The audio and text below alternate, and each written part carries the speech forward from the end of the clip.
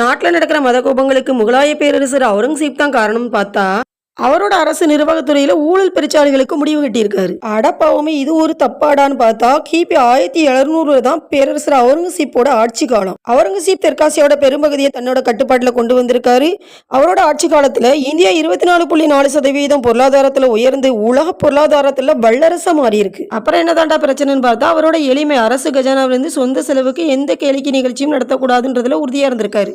அவருக்கு தொப்பி தன் கையால் செய்கிறதுல ரொம்ப விருப்பம் உண்டு. தான் வித்த தொப்பிகளுக்கான பணம் 4 ரூபாயும் 2 அணாக்களும் இருக்குது. அதை வச்சு தான் நான் இறந்த பிறகு என் உடல் மீது போத்துவதற்கான துணியை கஃபன் துணியை வாங்கிக்கோங்க அப்படின்னு தன்னோட விருப்பத்தை சொல்லியிருக்காரு. அடப்பாவுமே ஒரு பேரரசுக்கு இவ்வளவு விருப்பம் இருக்கக்கூடாதுன்ற கோபமானு பார்த்தா அவுரங்கசீப் தன் கையால குர்ஆன் எழுதுற பழக்கம் உண்டு. அதை வித்த காசுகளை ஏழைகளுக்கு தானமா கொடுத்துருங்கன்னு தன் விருப்பத்தை சொல்லி அவுரங்கசீப் தன்னோட இறுதி ஊர்வலம் ஆடம்பரமா இருக்கக்கூடாது, கல்லறை மேல அலங்காரம் இருக்கக்கூடாதுன்னு சொல்லியிருக்காரு. இத்தனைக்கும் அவர் பான் வித் சில்வர் ஸ்பூன்.